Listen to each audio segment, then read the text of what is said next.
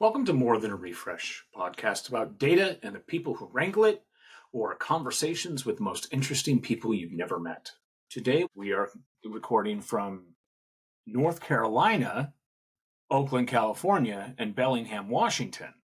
Our guest today is Cooper Quintin. We've had Cooper on before. He is the Senior Staff Technologist at Electronic Frontier Foundation. Cooper, introduce yourself a little bit. Give us a little background. Welcome back. Hey, thanks. Happy to be back on the show. So I am a senior staff technologist at the Electronic Frontier Foundation, as you said. I've been at EFF for 10 years now. Just hit my 10th anniversary, actually. And at Congratulations. EFF, thank you. At EFF, I work on a number of things. Mainly, I work on our Threat Lab project, which focuses on cyber protection for vulnerable populations. So mostly, people that need a cybersecurity company the most and could not ever afford one. So like undocumented folks, kids, sex workers, activists, journalists, especially in countries where freedom of speech is not a codified core value, right? People seeking reproductive health here in the US and things like that. So through that, I look at a lot of different things from police surveillance technologies like ALPRs, cell site simulators, stingrays, that sort of thing, to state-sponsored malware, to the sorts of apps that people are just forced to use to go about their daily lives, and sort of everything in between. So you probably have a lot to say about that recent security breach that includes every single social security number of every single person in the United States that was, I believe, correct me if I'm wrong, stored in plain text. Yeah, it was stored in plain text. And this, such a huge breach. Unfortunately, we see huge breaches like this almost every day. And it's getting to the point of absurdity where, like, every day there's another huge breach. My data personally has been involved in so many breaches at this point that I'm like, why? Like, I think one could be forgiven for asking, like, why do I even care at this point, right? And you should care because it keeps happening. Like, if any other business, like if you had a storage shed and it kept getting broken into every week, you would probably stop storing your stuff there, right? But we are and like, but then if we were to continue this analogy, it's like if every storage place was broken into every week and people just kind of accepted that. That is what we've accepted here in this, right? Like your data is getting stolen all the time. And we've just accepted that companies will at best get a slap on the wrist, maybe have to pay for a year of kind of crappy credit monitoring, and then it's done, right? And like that's not, we need federal privacy regulation right now. We need companies to stop storing this data and to face actual consequences when they store this data in such a irresponsible way that I think in this case 2 billion people's records get leaked. It's ridiculous. And furthermore, we need to stop treating social security numbers as if there's some sort of proof of identity, because at this point basically everybody's social security number is in one data breach or another. Like this was meant to be a number that identified you to the Social Security office for your Social Security benefits, and that's it. And we should go back to that. Your Social Security number should not be something that businesses use to identify you with.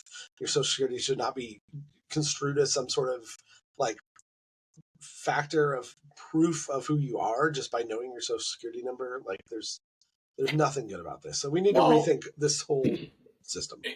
I don't actually disagree with you, but I actually don't think that there's a better solution. The reality is you got to have some kind of number, right? It doesn't matter if it's a Social Security number or an EIN or whatever, right? I mean, I get that. I get that the bureaucratic aspect of like having a a universally unique ID for everybody, right? Having a UUID for each person. But like, we shouldn't treat that as though it's a secret that only you know, is what I'm saying, right? Like, businesses should act as though, as though anybody could find your social security number at any time because they can, right? Like, that's mainly what I'm saying. This is how laissez-faire we are as a society when it comes to this type of stuff. And we're going to get into the main topic here in a moment. But I was just talking to a few folks, and I think it was 1974. There was a law that went into effect that said, don't publish social security numbers. When I had my brief stint at university before realizing what a waste of fucking time that is, that was the early 90s, and that's how they would publish your grades.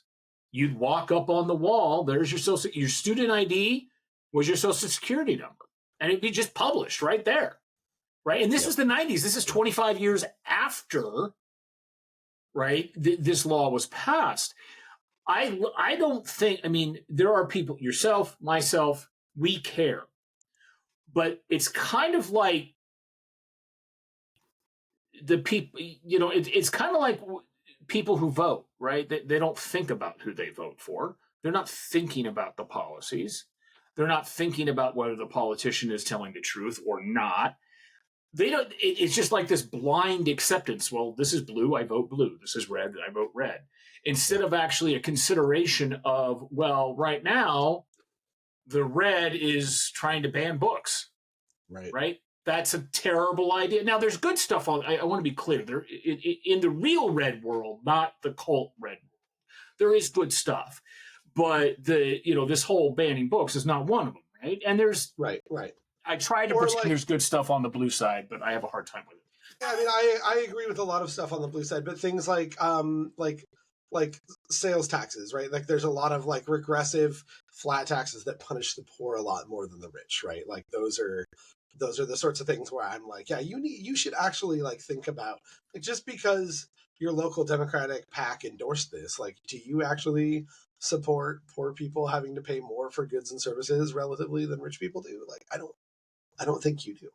But because saying taxes are bad is generally a Republican position, it's like, oh, you must be some sort of Republican. No, I'm neither. I'm not a big fan of regressive taxes that fuck over the poor. I've known a lot of people that feel like the sales tax is regressive, and I understand the argument. We're actually so far off. I know. We're going to get there. We're going to get there really quick. I'm actually a fan of a transaction tax, which is basically two-sided sales tax. And an elimination of all other taxes. No property taxes, no telephone taxes. Yes, your telephone is taxed. No highway taxes, no fuel taxes, no income, nothing. But we'll save that for another episode. Let's bounce back, way back, a lifetime ago. Meta, for those of you that don't know, that's Facebook. Facebook actually did something positive and good. Instead of focusing on Zuckerberg's 640 square acre, prison that he's building in Hawaii for himself, they actually announced that all communications will be end-to-end encrypted for messengers, whether it be WhatsApp, whether it be Facebook Messenger, Instagram, all that. Where are we at on that? Has that happened? What do you think the impact is? How many authoritative politicians are really screaming about this? That type of stuff. Yeah, so Meta has been really quiet about it, especially since the lawsuit, right? But as far as I know, they are still rolling it out according to their initial roadmap. It should be pretty much fully rolled out by now. Mm-hmm. And they are not publishing numbers. So of course, like, I don't work at Meta. So, obviously I don't have like specific numbers on that, but I haven't seen anything that indicates they are stopping the rollout. I haven't seen anything that indicates that they are off of their timeline. So, well, it's definitely rolled out on my account. Yeah. So personally, I don't use Messenger at all anyway. Like, not And like, if I was going to, I'm really glad that this change is rolled out. It's just not like where I do my, there's 50 billion messengers, right? You got to jettison one, and that's the one I chose to jettison because I just decided to not be involved on Facebook at all. But yeah, as far as I can tell, the rollout seems to be continuing apace, and I think that like the overall effect of this, which I think is the exact effect that we want, is that now an extra somewhere on the order of 2 billion people are using encryption for their everyday messages without even realizing. Mm-hmm. And that is, I think, where we want to be as a society. Okay, so we've had encryption for decades now, right? Like we have had the concept of Diffie-Hellman encryption, of like PGP, right? Of symmetric, asymmetric key encryption, right? For a long time now. And it's, for the vast majority of that time, you knew you were using encryption, right? Because you had to you had to use PGP, and boy, what a pain in the ass that was, right? Yes. Like you knew you were using encryption because you were the type of person who was excited about encryption. And now we are getting to a point where people are using encryption for their instant messages without even realizing it, right? Through things like WhatsApp, through things like iMessage, through things like Facebook Messenger being encrypted, through Signal to a much lesser degree, because I think that, I mean, not that Signal hasn't done a great job of making all the encryption transparent, just because I think most of the people that use Signal are using it because they want the most secure, most encrypted option, right? But we have really hit a place in our society where most of the people using encryption every day don't even know that they're using encryption, don't have to think about it at all, right? And that is fantastic. That is exactly where we want to be as a society.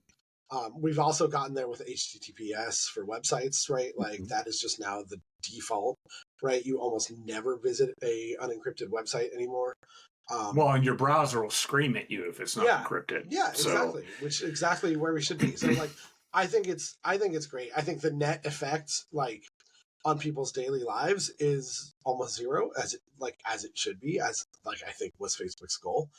But the net effect on society has been great. Unfortunately, we do have the situation where the Nevada Attorney General sued Meta for this change because they claim that Meta is helping assist child traffickers with this change. I don't think that that's actually the case. Like, I don't think that's actually the case. I don't think that this is actually going to screw up any child trafficking investigations. Like, there are so many other ways that police can investigate child trafficking, and usually people get brought down by like informants and snitches within their own circles anyway. And like that will still work, right? Like you can still get informants, you can still get snitches, you can still get somebody to send you screenshots of chats. All of these things still work. So I think it's kind of a bullshit lawsuit. Unfortunately, it's still in the courts, as far as I know. So yeah, we'll see where that goes. I think a harder part about this lawsuit is one, while evil and vile, human traffickers, generally speaking, are not stupid. And they'll just use Signal, or they'll use Telegram, or they'll use whatever they want, right? I mean, shoot, even Google Messages now, if it's between two Google phones, is end-to-end encrypted, right? Yeah. So I think it's one of these lawsuits. And I mean, it's kind of like, I mean, you'll remember this back when you mentioned PGP. Yeah. So back in the day, PGP was illegal to export, but it was not illegal to publish. Mm-hmm. So people would publish it in paper form and ship the book, and then people would type the code in so they would have it internationally, right? What you have is a largely uninformed piece of population, politicians, who are largely looking to tell you how to live your life, Yep. who, frankly, need to shut the fuck up Yeah. and try and actually do a job instead of leeching off of society. Yeah. I mean, now, and I think. Oh, go ahead. sorry. Go on. No, please. I was going to say, and I mean, I think in this case, it's an issue of like cops are inherently lazy, right? Like they want to do the least amount of work to catch the most amount of people they can, right? And like Right. when you can just go to Facebook and say, "Oh, can you like just grep through the chat logs for anybody mentioning child porn," right? And then you can just kind of go through that and like, go open an investigation on all these people or whatever, right? Like that's an easy way for cops to do it, right? Cops hate having to actually do their fucking jobs and like get off their asses and build networks of informants and go do the investigations and like actually bust up these rings, right? Like they just want to go get some they want to get some easy wins, right? And like I think that's really the heart of the issue here. And like, and what I'm saying is like, no, sorry, you gotta go do the work. You gotta actually go infiltrate these organizations. You gotta infiltrate these networks, right? You gotta find snitches. You gotta find informants. You gotta, and you like, and maybe go after the big guys, right? Like go after the guys that are making the content and distributing the content, right? And like, I mean, go after everybody. Fuck them all. No sympathy for pedophiles. But like, like, sorry, I'm sensing some animosity toward the authoritative regime that is our police state. Never. I will correct you. It's not cops that are lazy. It is humans that are lazy. Sure. Oh, yeah. I mean, I'm lazy as hell. That's why I program. Trying to automate away all my repetitive tasks. In fact, automate away existence. What is the guy who invented Perl? I think Larry Wall. Larry Wall. Yeah, Larry Wall. He was one of his virtues of a good programmer was laziness. Yeah. So I mean, you're right. That's there's not. I guess there's not inherently a problem with laziness, and I understand why cops would be like, but what if we could just grep for crimes, right? Like, yeah. But I don't think that's actually a good society for us to live in. Well, no, and I agree. I mean, it comes down to innocent until proven guilty. If your information is not protected, there's a presumption that you're guilty. Yep. Right? Because there's no effort to put into it. Yeah. Well, and we can all agree that like pedophiles are bad. That's a pretty simple statement, right? Like, but if you can, there's no way that I can set up a system where you can grep for pedophile crimes that can't also be used to grep for people trying to exercise their reproductive rights and get abortions, or people trying to legally buy guns, right? Like anytime where you have this giant trove of data, it cuts both ways, and it's eventually going to be used for something that you think is unconstitutional. It's eventually going to be used to go get you, right? Because and I think that's actually an important point, is that it doesn't matter what your ideology is. The reality of it is the government as a whole will break the law if you are a worthwhile target. I mean, this is documented all the time. It happens. As will corporations. Yes, as will corporations, yes. But at least in theory, you can sue corporations, right? I mean, in theory. They just have deeper pockets than you and I do. Unless, of course, you signed up for Disney Plus, in which case Disney gets to kill your life. Hey, they gave up on that. They did give up on that. And for those who don't know, there was it a food allergy lawsuit? Is that what it was? Yeah, it was a food allergy. And someone got really sick at Disney, and then Disney tried to get it thrown out because she died. She died. She went to the restaurant and she said, "I am allergic to whatever it was. Like, I am allergic. I will die." And they were like, "Cool, we will make sure we make your thing with none of that ingredient." They made her thing with that ingredient. She died. Disney should be forking out some of that Marvel Jesus money they recently made. But we didn't continue the story for people who hadn't heard it. Oh, so right. So then they sued. and Disney's lawyers were trying to argue like, well, they have a Disney Plus account that they signed up. They signed up for a free trial of Disney Plus, and in the EULA, in the terms of service for signing up for that, they agreed that they could not sue Disney and that any claims against Disney have to go through arbitration. And so, therefore, this entire lawsuit needs to be dropped. Yeah, but Disney's family friendly. Yeah. All right, let's move on here. The actual topic today is actually an interesting one, which I think you and I will be on the same page, but I think we will be in the minority, and that is ALPR. Why don't you tell us what that is? So ALPR stands for Automated License Plate Reader. And what it is it's a camera that is placed usually on a street corner. A lot of them are also placed on like squad cars, police cars. And it's a camera that is also connected to a bit of optical character recognition software. So what it does is it takes pictures of the license plate of every car that drives by, and sometimes the whole car.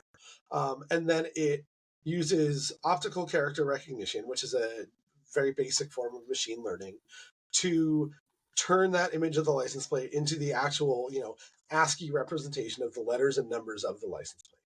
And then usually it's also connected to a database or a hot list of cars that police are looking for.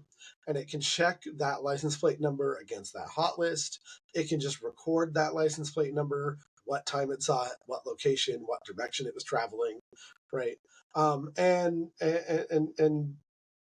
keep that in a database for police to either access later, right? Or for a data breach to publish later, or for whatever, really, right? And usually cities that have ALPRs have, dozens, if not hundreds of them, right? So like you'll get a couple on every street corner, you'll get one on every squad car, right? Well, your red light cameras. Yeah, you might hook them up to you might hook OCR up to the red light cameras, right? Like, but this is really like, yeah, so red light cameras are bad. I think ALPRs are arguably worse, right? Like, because it is still a camera, it's recording everything, but it's also recording everybody's like path as they travel about town. So like you could, if you had access to this ALPR database because you were in law enforcement or you worked for the city government, use this to stalk somebody, right? Like you could use this to find out where your crush has been going all day, right? You could use this to find out where your ex-husband has been going all day, right? And like stalk him at work or stalk him to wherever he goes after work, right? Like you could use this to find out who's been visiting the Planned Parenthood within the last month, right? You could use this to find out who in your town has been visiting the gun shop in the last month, right?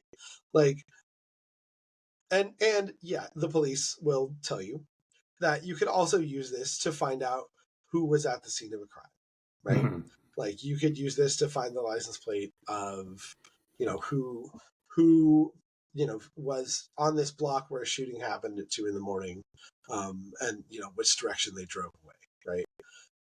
But again, like as I said with the last topic, any of these sorts of databases of surveillance cut both ways, right? Like you can't make it so that this can only be used to solve murders, right?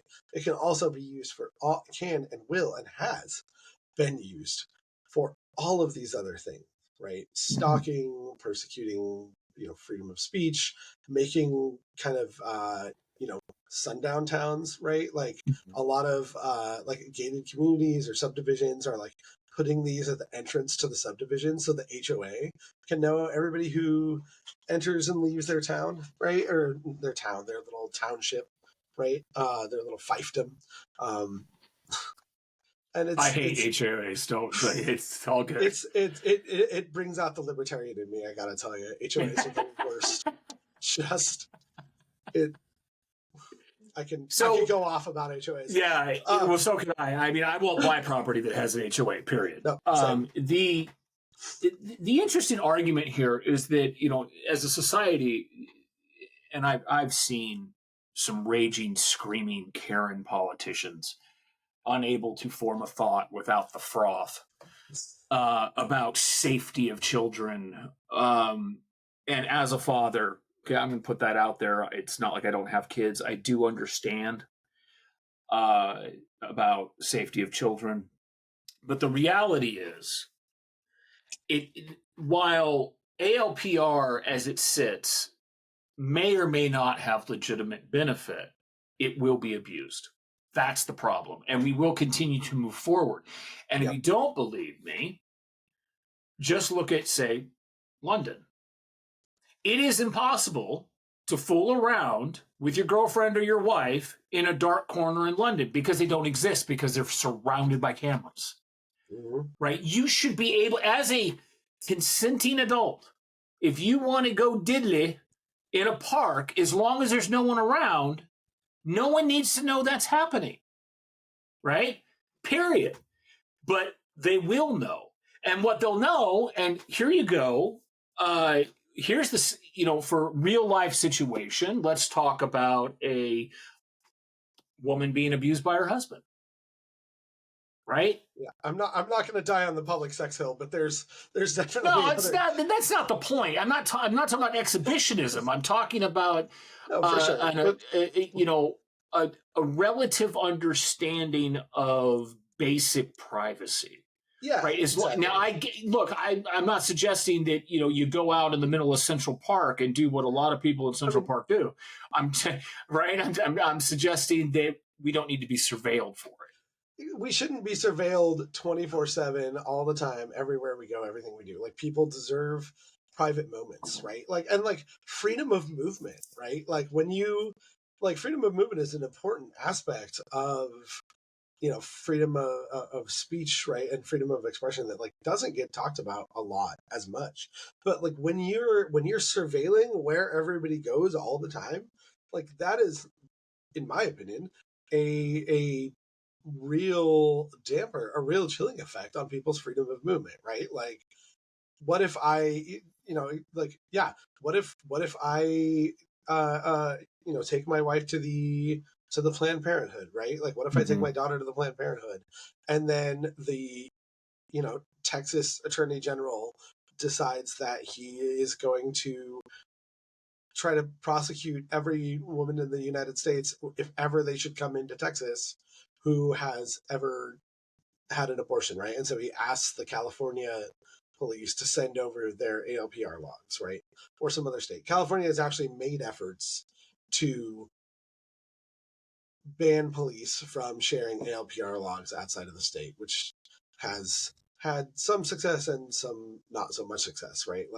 The better solution here is just to not have ALPRs. So there aren't logs, so they can't be shared. So let's talk, how common are they? I mean, I know that we have them in Washington, if nothing else, for toll roads, right? Yeah. So it seems to me so we probably do have some quantitative. That's the right word. I think we do have some quantitative data on this at the Atlas of Surveillance, which can be found at atlasofsurveillance.eff.org. Which is our sort of catalog of what surveillance technology every city has bought. I think if you search up pretty much any city you search up in the Atlas of Surveillance is going to have ALPRs, right? They are incredibly common. Every major city, almost every little, town and hamlet and mid-sized suburb, they've just become almost ubiquitous, right? And that's overnight, really. I think without any real public debate about it, without really any even education or understanding, I think if you ask most people, do you know what an ALPR is? Do you know that there are a dozen in your town? They're not going to know. Yeah, exactly. And I think when you explain what it is, right, most people that aren't, clutching at their pearls about how they need to protect the children, or just assuming that everything the police do is good and correct, right? Most people would be kind of horrified. If you explained that China was doing this, most people would be horrified. Yeah. But for some reason, when you explain that it's the U.S. police doing this, most people are like, "Oh, well, it's probably fine then." I kind of understand the mentality. If I don't agree with it, but I understand it. It's like, well, it's okay because it's us, right? It's not China. It's us, right? I mean, that was the whole Snowden thing, right? I mean, you said we should have freedom of movement. We don't. What people don't understand is that cell phones aren't cell phones. Cell phones are surveillance devices that happen to make phone calls, right? Yep. And not only that, I mean, all of our internet traffic, it's not a wild west, right? There are paths that are taken and there are paths that are watched. Oh, Team Kumri has NetFlow. It has data on everybody's internet traffic for like 99% of internet traffic, right? And they're a private company. So the question here is, how are ALPRs any worse than anything we're already doing? So why should I care? That's a great question. That's a great like philosophical question, right? And I mean, like, it is there's some truth to it, right? Like it is but one aspect of this, of the many tentacles of the surveillance panopticon that we've built for ourselves in the last 20 years or so, right? Or 10 15 years maybe. We don't need to nitpick, but well, I guess ever since 9/11, right? So yeah. So in the last 20 years, that was a pivot point. Yeah. I think that's so yeah, like ALPRs are just another of the tentacles in this vast surveillance panopticon we've built in the last 20 years. But I think it's worth pushing back on them because they're so insidious, they're so pervasive and cheap, right? Like, and there's no added, like, it's real hard to push back on smartphones, right? Like, because there is at least we can agree that there is at least a perceived benefit for most people, right? Like, most people are pretty attached to their smartphone, right? And like feel like they get something out of it. Whether or not they actually are getting something out of it, like, I think that's something positive out out of it. Let's put it that way. Yeah, for sure. That could be a much longer debate and issue, right? Like, but and I'm not going to go there. But like, there's no perceived benefit from ALPRs, right? Like, you don't get anything.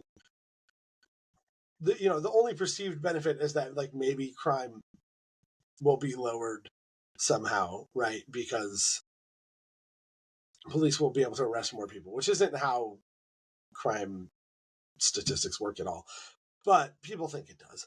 Right. And like that, but there's not as much of a perceived benefit, but it is so ubiquitous, and it is so, like, it's such a, I think for everybody, you could come up with a scenario where this data could be used against them, right?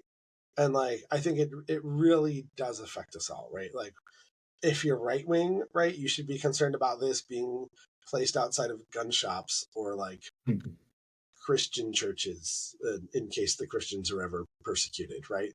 If you're left wing, you could be concerned about this being placed outside of abortion clinics or like mosques, right? Or I don't know.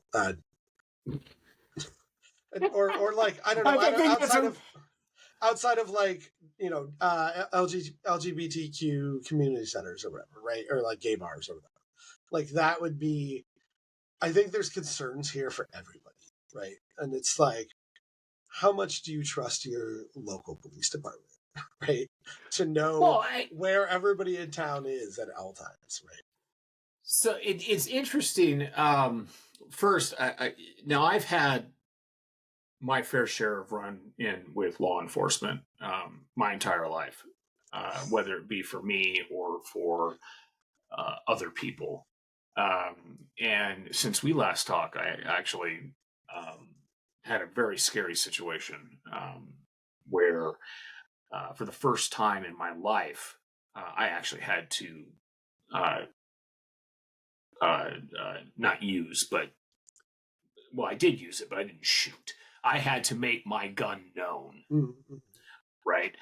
And that's the first time I've had that happen in my life, and that was terrifying because it's the worst case scenario, right? Because when the cops finally got, I agree. As a gun owner, I never want to be in like that's exactly that. I never want to be in that situation. It was and when the sheriff showed up, they asked me what happened, and did you raise your firearm? Because then it's brandishing. Mm-hmm. And I said, no, because he's alive. Because you don't raise it unless you're going to use it, right? But I had to make it. No, I mean, I had no choice. JD, you were answering questions without your lawyer? I normally would not. I'm aware of that problem, but it was an even bigger problem because I was in the middle of nowhere. Mm-hmm. Right? This wasn't like I was at home and they knocked on the door. I'd be like, not without my attorney. I mean, they could have buried me. No one would have known. Right? I mean, it was just. But I think what's. I remember the right tactical assessment in that situation. Yeah, I mean, it was a strategic judgment call, right? Yeah. And I walked away with a sore shoulder, but other than that, I remember, and this was in the 90s, and it was in Oregon when I was still in Oregon. Back in the 90s, you could actually buy the DMV database. You could go into the Department of Motor Vehicles and you would pay money and they would give you a tape of every single registered vehicle in Oregon. Well, someone did that and then got the tape onto a hard drive and then published it as a search engine. A public website, you could go and you type in the license plate number, and it would come up with all the information. Now, the information stored was astounding. Oh, it wasn't. I know this story. Yeah, go on. Yeah, it wasn't. And I actually called the guy that did it. I actually had a conversation with him. The amount of information wasn't, okay, Joshua D. Drake, birth date, owns this car, this license plate. It was financial information on the car, what loans, where you live. It was all this stuff. I mean, if people knew how to make use of that back then, right, it would have been a huge thing. Now, they changed the laws so you can't do that anymore. But now it's okay because the government does it. And guess what, folks? Nothing should terrify you more than the government having this information.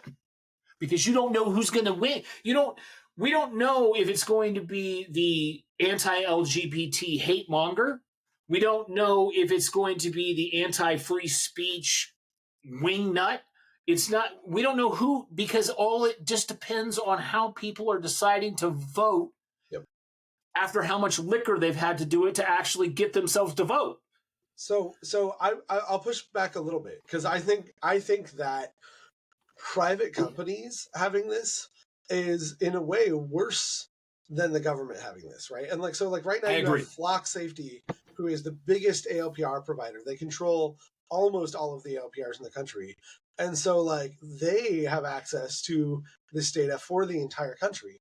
And they are not bound by clumsy things like warrants or those pesky rights and things. Yeah, exactly. They can just sell it to whoever the fuck they want, right? If the Saudis want to buy it, fine, no problem, right? If the Chinese want to buy it, fine, no problem, right? If hackers want to break in, oops, slap on the wrist, everybody gets free credit monitoring, right? It's not it. So I'm at least if it's the government, there are theoretically something okay, I'm not going to argue that the government having it is better, but I think, come on, man. I mean, I know your bend. There's theoretically some you could FOIA how they've used it, right? There are theoretically some limits on how they could use it, whereas with a corporation, there's no limits on how they use it, and the government can just go buy it, right? The party in power can go buy it. The party that's not in power can go buy it, right? And I don't think people realize what you can do. I think the general population just doesn't understand the threat of patterns. Yeah. Right. So with this information, I know that I drive a 2015 F-150. Yep. I know that because I'm currently converting a school bus because I'm insane, I'm at Home Depot a lot. It's not hard to figure out that my tool brand of choice is Milwaukee. Mhm. It's not hard to find out when I'm buying bottles of vodka. It's not hard to find. Now, this is not something I am doing, but this is a hypothetical. It's not that hard to figure out who my side piece is. Right. And that's important because what's happening is you can end up in an environment where suddenly all of your dark secrets that shouldn't really matter, but they do because we're a judgmental society, are available for you to find out and take advantage of. What happens if the wrong person finds out that I'm having an affair? Yeah. What can they do to me? They can I'm not rich, but they could certainly get 5 figures, right? Until the next time they try to get 5 figures, because I don't want my wife to find out. Or in an even worse scenario, 18-year-old trying to figure out whether or not they're gay. Yep, exactly. Right? Or someone goes to a gay bar for the first time, they get outed, and they're not ready for that. Yeah, exactly. I mean, you could set up an ALPR outside of a Planned Parenthood for a week, right? And see who goes there every day for that week. And those are the people who work there. Then you have the identity, from there as an easy pivot using any of the, license plate to person's ID and name and address tools, which still exist all over the internet, right? To find out $50, you can find out anything about anybody. Yeah, exactly. And go stalk them and go, maybe, harass or assassinate them or something, right? You could do the same thing with who owns the gun shop, right? Like you could do the same thing with who is at the mosque every day, right? Or who is at the Jewish temple or whatever you want, right? Like take whatever you want. You could use this to find out, right? And like I can think of so many scenarios, right? Like I could set this up outside the strip club, right? And then call everybody who visits and get the identities, call up everybody who visits the strip club and be like, hey, does your wife know about this? No? Right. Well, I would like $10,000. So, right. And or any other scenario like that. Right. I think what's hard here is there's even a more basic level of disconnect, and everything you said is correct. If you're a 2A guy, I know you are, I am. Yep. The not your version of left, but the U.S. version of left could set up these cameras to see who's going in and what they're buying with guns. Now, is that big of a deal? Well, yes, it is, because the next time, even that ideology says this is okay, but what they're not thinking about, and the same applies to the other side. What they're not thinking about is that same ideology can be used against them. Yep, in your case, the hard red might say, well, good, we need to know who's going in and killing babies and selling baby parts. We want them to know who's in Planned Parenthood. Yep. Well, but you don't want them to know that you're buying guns. Yeah. So exactly. You don't get both ways, right? You don't. Our freedoms apply universally across all ideologies. That's the whole fucking point. Exactly. And I think that the issue is that some people have this ideology where they want laws and surveillance to be applied to stop people they don't like, but to then never be applied against themselves, right? Like other people should be the target of laws, and I should be the beneficiary of those laws, right? And that's just not how things work, unless you're rich in America. It's not. You don't even have to be rich. You just have to be not the bottom, say 75%. Yeah, right.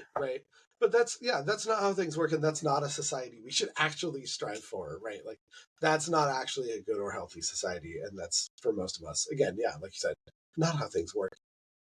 Yeah, and I think and you see it now. It's particularly bad right now because of it's an election year, or the big election year. And people screaming left and right.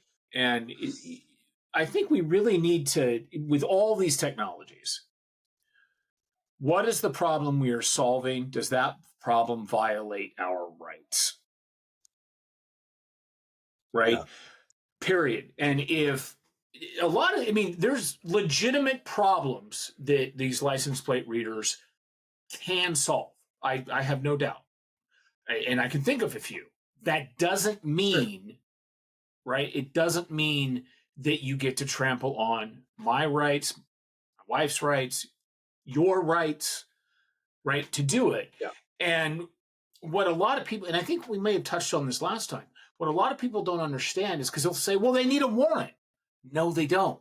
Because what happens is law enforcement goes and they buy the database from a private entity, yes, which is a roundabout. Basically, there's no need because you willingly gave the information. yeah. Many such cases, Yeah. many such cases. This happens all the time, though. All the time. We actually helped, or we. I'm going to get wrong exactly what we did, and somebody's going to pillory me for it. But I don't think we quite co-sponsored it. Maybe we co-sponsored it. Anyway, there was a bill called the Fourth Amendment is Not for Sale bill, which I think was put forward by the senator from Oregon, whose name I'm blanking on. I know Anyway, this guy. Brain fart. I've had COVID for the last week, so I'm going to blame the COVID. COVID's not real, remember? Oh, let me guess, you didn't mask up. And I got a better one. I bet you're vaccinated and you still got it.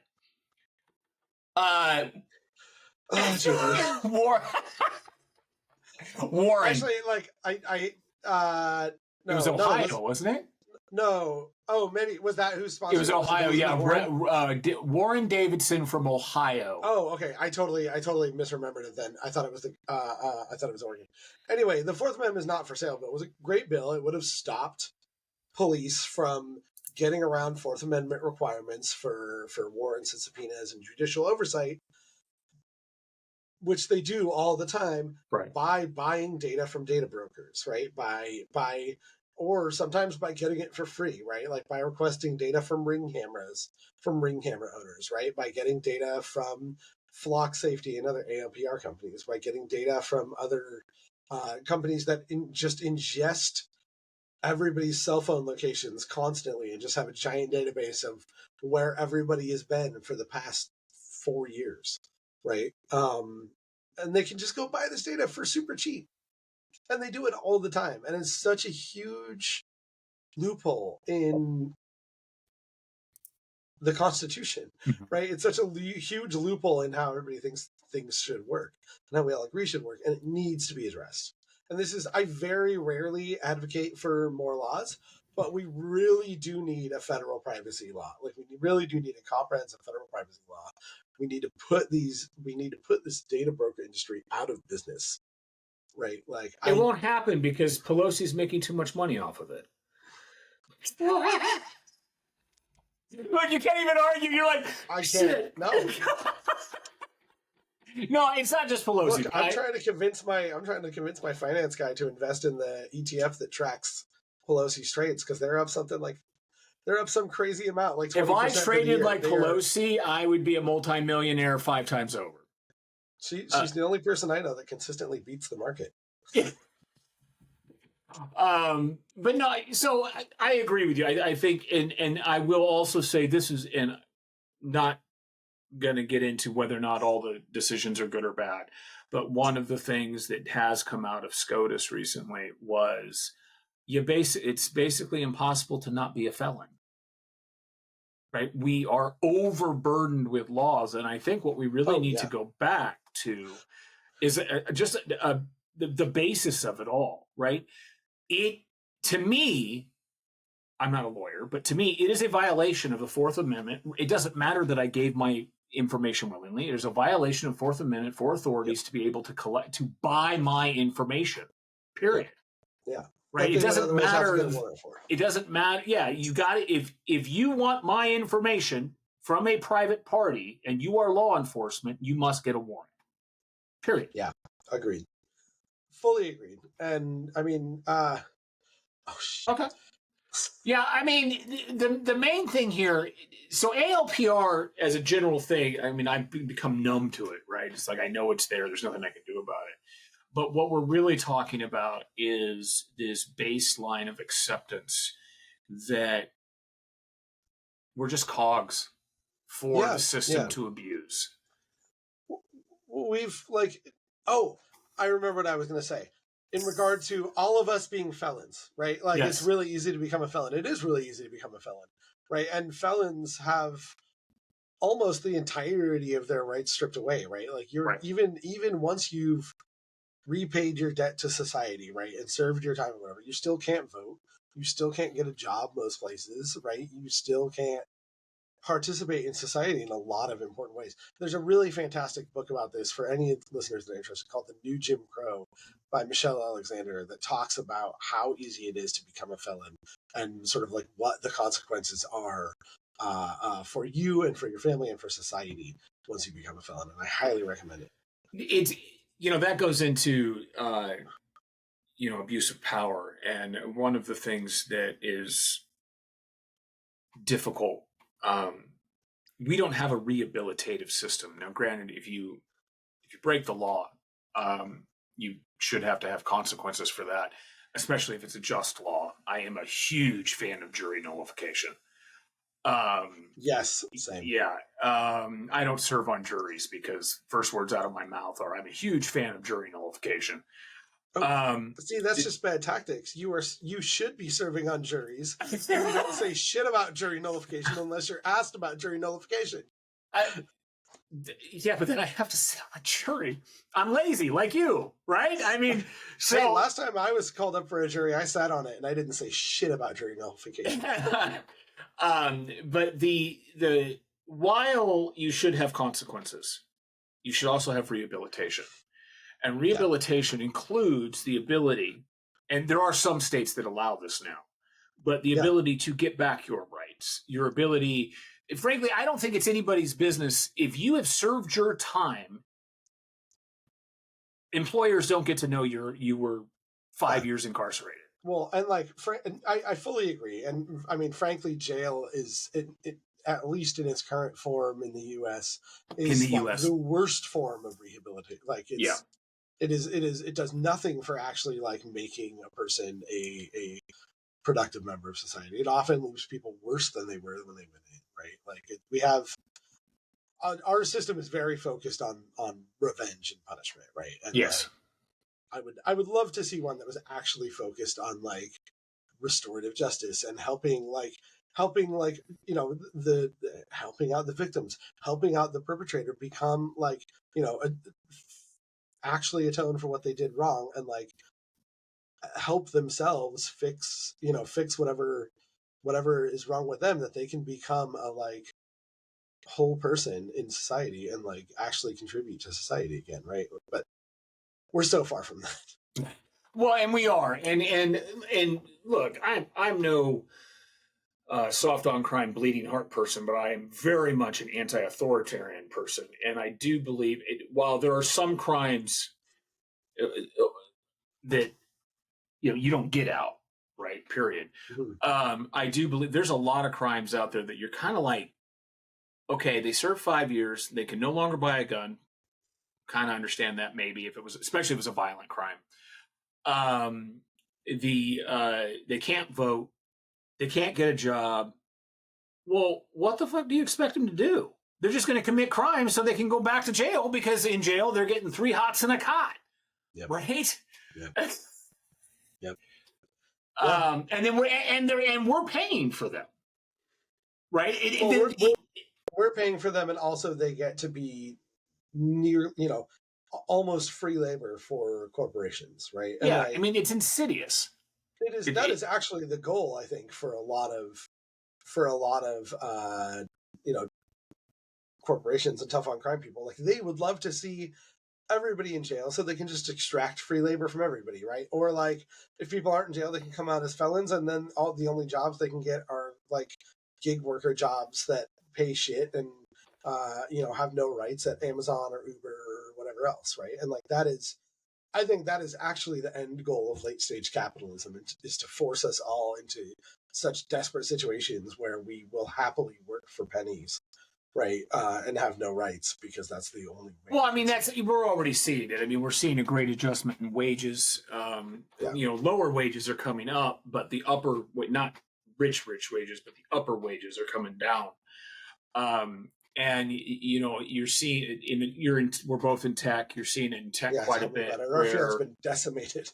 Yeah, and a lot of it, though, to be fair, a lot of it was the workers' undoing. So what's happening is, with these layoffs, they're thinking, "Oh, I'm still going to get FANG money. Mm-hmm. I'm getting Facebook money, Apple money, Netflix money." Mm-hmm. But you're not. That was an artificially inflated wage market. Yeah. I mean, the wages were absolutely ridiculous. The profits are even more absolutely ridiculous, though. Yeah, I mean, yes. So on these ALPRs, in your mind, let's play counter. Let's play counter argument for a minute now. But somebody kidnaps a kid, right? Yeah, you got to not lead those scenarios with man. Yeah, not I. That's why I said not I. Someone in a pedo van grabs a kid, those white E350s, sure, and drives off. And now we have all this surveillance. We can track this person down, hopefully before something terrible happens to that child. Right. This is why we need ALPR. Convince me that I don't. Right. So, like, as a father myself, as somebody who thinks that kids deserve lives free of kidnapping myself, I agree with you there. Like, that's why we need ALPR. That's a very convincing argument, right? And I think convinces a lot of people. Here's how my argument against that is: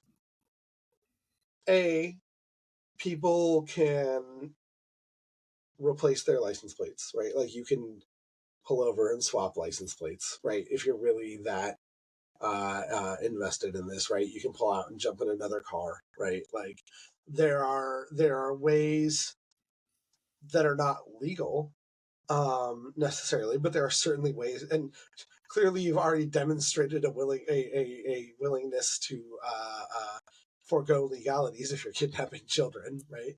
Right. Like, there are ways to circumvent ALPRs if what you're doing is committing a crime and trying to get away with it, right? And even if you're not that smart of a criminal and you're not actually doing those things, right? There are other ways that the police can track you down, for example, through your cell phone, right? Because your cell phone is, like you said, a kind of always-on tracking device, right? So that's like, there are myriad ways that the police can track you, right? Like, ALPRs are not the only way. I think also the scenario where, like, a random person jumps out of the van and kidnaps the kid, like, that's not actually the way that the vast majority of... Yeah, it's usually a family member or something like that, right? Almost always somebody known to the family, a family member, a family friend, or a priest or a teacher, whatever, right? Like, in which case, like, you can, usually get a bead on where they're going, right? And, like, I don't think that it's certainly not gonna stop any kidnappings, right? Like, none of this technology stops crimes, right? Like, that is the police the police don't stop crime, right? Like they maybe catch the person who did the crime after the fact, right? And like I don't see anything. I don't see anything that demonstrates that ALPRs have had a like have had an actual effect on the amount of kidnapping crimes that have been caught. Right? Like I still get Amber Alerts, right? And those are actually like very effective, right? You just have everybody look out for this one person that is actually a significant danger right now, right? I mean, I don't know. I don't have like statistics I could pull up on that. Yeah, no. Well, you actually made an interesting point. Effective. You said something to the effect of, these laws or these, they don't stop crime, which is, that's the 2A argument, right? Is all, the ridiculous gun laws that a lot of people are putting in place. You're just punishing legal gun owners, right? Because they're going to, criminals are going to criminal. That's what they do, yeah, right? Yeah. But I will push back a little bit. I do agree that law enforcement, generally speaking, does not stop crime. However, their presence can deter it, right? Sure. You don't start doing 90 when you're in front of a cop, right? I mean, their presence does. You think about things. If you're about to bust a, yeah. So I do. The presence of surveillance, like whether real or implied, right? The panopticon stops people from acting in ways that they might have otherwise, right? Right. But like it also, like that same property limits the amount of ways that we act, even like when we would otherwise act in beneficial ways, right? And in ways that are beneficial to society. Like, sorry, how do I? Let me rephrase this. Like, you're absolutely right. The presence of law enforcement, the presence of surveillance, whether real or implied, can stop people from committing crimes, and does. It also stops people from doing a lot of other things, which like might ultimately be neutral or benefit society, right? Like it stops us from being our fullest selves in a lot of ways that would otherwise be positive. That's true. But I mean, society as a whole doesn't want you to be a better version of yourself. They want you to be a better version of a worker. Certainly, right? Late stage capitalism does not. Yeah, I agree. Yeah. Well, I mean, even I mean, since the, I mean, I don't even when you go authoritarian communism. I'm leaving that one alone. I don't have time for it. Let's talk about consent for a minute. Is there a way that we can opt out of this shit? Is there a way to get out of these databases? Is there a way to reclaim my life? That's a great question. I actually hadn't thought about. I don't know how California privacy law interacts with this. If there's a way to like contact Flock Safety and under your California privacy rights ask that you remove from their database, databases. I'm actually not sure. That'd be a great experiment for somebody to run. Maybe I'll try running that experiment. As far as opting out, though, I think the best way to opt out is to go to city council meetings when this comes up in your community, right? And push back against it, right? When the police are considering buying, another 50 ALPRs for use around town. Or military vehicles, for that matter. Yeah, exactly, right. Generally, this is good advice. Go to your city council meetings and push back against the stuff that the police want to buy. Ask them how many crimes the ALPRs have actually helped them solve. And then ask them how many people are in their database, how many people have their entire location history in their database that have not been implicated in any crimes. And what's the ratio there? Write a letter to your newspaper to that effect, in as much as people read just a newspaper. Post on your local Facebook group or whatever. I don't know. Post on neighbor. What is Next it? door. Post on Nextdoor, the snitch website. The snitch. So let me ask you this. Okay, you're a father. Yes. You ain't got time for this shit. No, this is Who what wants I'm to hoping go the to a city childless council? people would do. Right? I mean, city council. I mean, I think this is actually, I mean, to some degree, pervasively by design, is that one, government should move slow. This is something that people really don't understand. You do not want a quick moving government. Nope. But two, Agreed. Yeah, you go to city council. Are you kidding me? I've been to city council meetings. It's a big masturbation fest. It's ridiculous. And there's no pleasure in it. It's like it's painful. Why would I waste my time? I'm not going to change anything. You can make the most logical, knowledgeable, researched argument, and they're going to be like, it doesn't match my hairspray brand, so I'm not going to do it. It's ridiculous how these people are. I disagree with you on there. I actually think that our best lever for affecting change is local politics, right? Like agreed. I don't disagree with that. You actually have a chance of changing people, if not changing people's minds, convincing them that there are enough of you in town that disagree with this, that they're going to actually hurt their reelection chances, right? Like, city council has a lot more chance of getting shit done than the federal government does, right? Like, when was the last time, outside of spending money on war, when was the last time the federal government did anything? Yeah, exactly. They can always unite when it comes to war. It's interesting. It's because there's money to be made off of it. Yeah, exactly. Line goes all up. Right.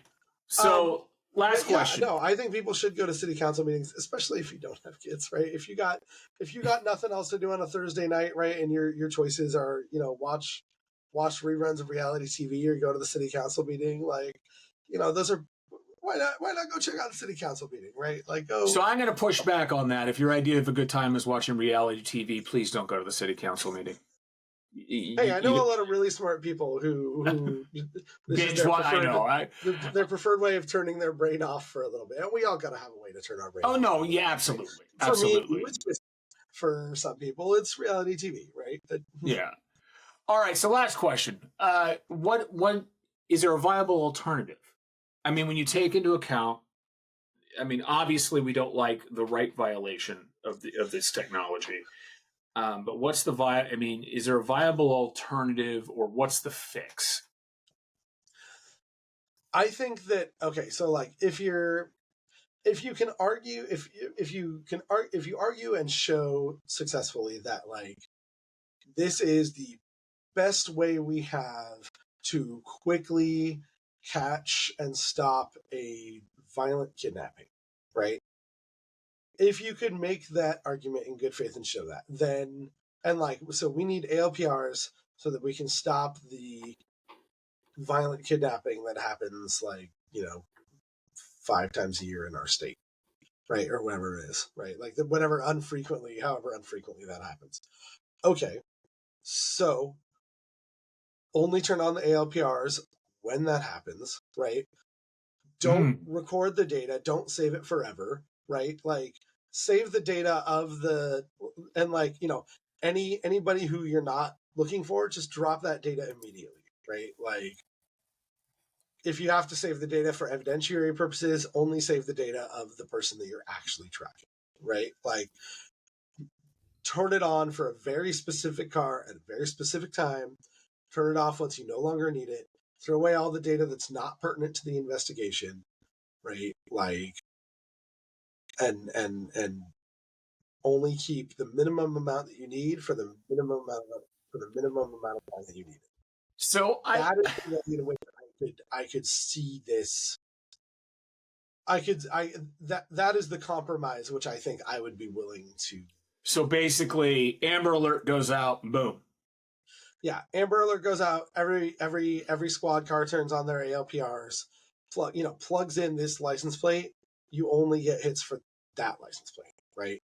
Like that is how I think this technology could be used in a more responsible. I think, it's tough because I agree with your compromise, except that the compromise is basically it's to the next compromise, right? It is, right? And then you could like if you're in Texas, they'd be like, okay, well, we're only going to turn it on when we think somebody's gotten an abortion. Right. Right. Like it's so like you can say that you're only going to use something in the case of kidnapping, right? But it's never going to stay there. Yeah, and it's the creep, right? The creep of law. Exactly. All right. So as we wrap this up, I do, you and I have talked about Telegram and Signal and things like encryption in the past. I was recently turned on to a new one. I don't know what's new, but it was new to me. It was Threema. Have you heard of this? I have heard of Threema. I have not looked into it. I think they have a model where is this the one that it's like a paid subscription? No, you can get it for free. They do have a paid version. The main thing about it that was interesting to me is, one, you don't need to have a cell number. Mm-hmm. Signal, you do. And two, there's no data storage. So basically, once it's confirmed that the destination has received the data, it's all deleted. It's only on the device that received the data. Yeah. Which I thought was kind of interesting. Well, if you haven't really looked into it, I don't use it yet because I don't know anybody that uses it. So why do I want another app? But I would be curious of the EFF's, thought process there. With that, this has been More Than a Refresh, a podcast about data and the people who wrangle it, or conversations with the most interesting people you've never met. Our guest today was Cooper Quintin of the EFF. People, if you don't donate to the EFF, donate to the EFF. Not Kamala, donate to the EFF. Not Trump either, for the record. And